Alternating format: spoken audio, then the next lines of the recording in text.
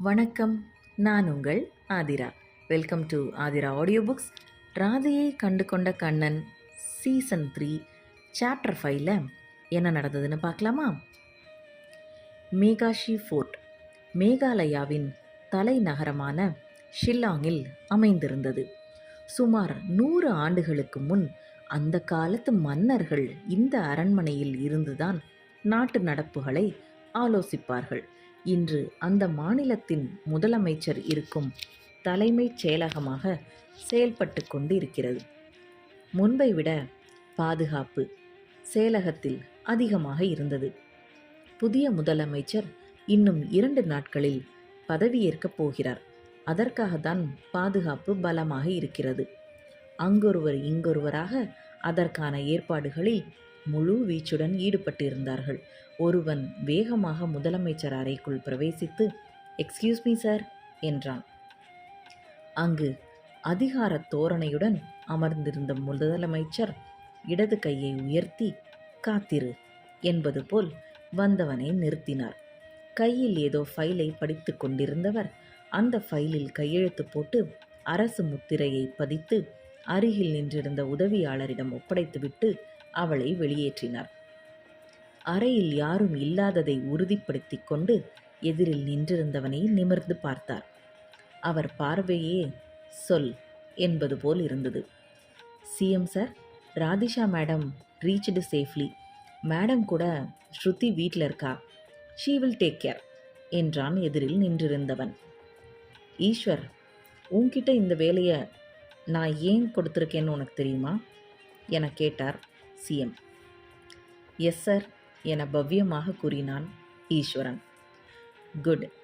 உங்கள் குடும்பம் 4 தலைமுறையாக எங்கள் குடும்பத்திற்கு விசுவாசமாக இருந்தவர்கள்.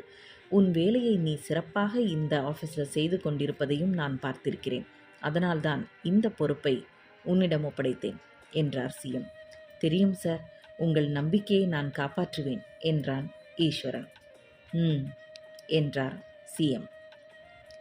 "எங்கள் குடும்பம் ஆபத்தில் இருந்தபோது காப்பாற்றிய உங்கள் குடும்பத்திற்கு நாங்கள் தலைமுறைக்கும் கடமைப்பட்டிருக்கிறோம். நான் எதையும் மறக்கவில்லை சார்" என்றான் ஈஸ்வரன். "குட். நீ ஏற்கனவே நான் கொடுத்த வேலைகளை எல்லாம் திறம்பட செய்து வருகிறாய்" என்றார் சிஎம். "தேங்க்யூ சார்" என்றான் ஈஸ்வரன் பெருமிதமாக. "ஐ ட்ரஸ்ட் யூ" என்று திருப்திகரமாக தலையை ஆட்டினார் சிஎம். பின் மீண்டும் தொடர்ந்தார். "பை த பை, நான் சொல்ல மறந்துவிட்டேன். நீ வீட்டுக்கு போகலாம். மேடம் தூங்கும்போது பக்கத்தில் எப்பவும் லேம்ப் ஆன் பண்ணியிருக்கணும், நினைவிருக்கட்டும்" என்று அழுத்திச் சொன்னார் சிஎம். ஈஸ்வரன் முதலமைச்சரின் வலது கை என்று சொல்லலாம். ஈஸ்வரனின் கூட பிறந்த தங்கை ஸ்ருதி அண்ணனின் விருப்பத்திற்கேற்ப சென்னையில் பிரபலமான கல்லூரியில் சேர்ந்தாள். அந்த கல்லூரியிலேயே இளங்கலை மற்றும் முதுகலை பட்டப்படிப்பு முடித்த ஸ்ருதியின் உயிர் தோழியாக இருந்தாள் ராதிஷா. இது எதுவும் தற்செயலாக நடக்கவில்லை. இது அனைத்தும் முதலமைச்சரின் ஏற்பாடுதான். அவர் பதவிக்கு வருவதற்கு முன்பே கடந்த 5 ஆண்டுகளாக அவருக்கு நம்பிக்கையானவர்களை ராதிஷாவின் அருகில் அமர்த்தினார். அப்போதுதானே ராதிஷாவை பற்றிய உண்மையான நிலவரம் அவருக்கு உடனடியாக வந்து சேரும். அவரும் வளர்ந்து ஆண்மகனாக இன்று ஒரு மாநிலத்தின் முதலமைச்சராக முன்னேறியிருக்கிறார். அவர் விரும்பும் ராதிஷா அழகிய பதுமையாக வளர்ந்திருக்கிறாள். முதலமைச்சர் அவருடைய மேஜையின் மேலிருந்த ராதிஷாவின் புகைப்படத்தை உற்று பார்த்தார். இன்னும் என்னென்ன ரகசியங்கள் இவருக்குள் புதைந்து கிடக்கிறதோ.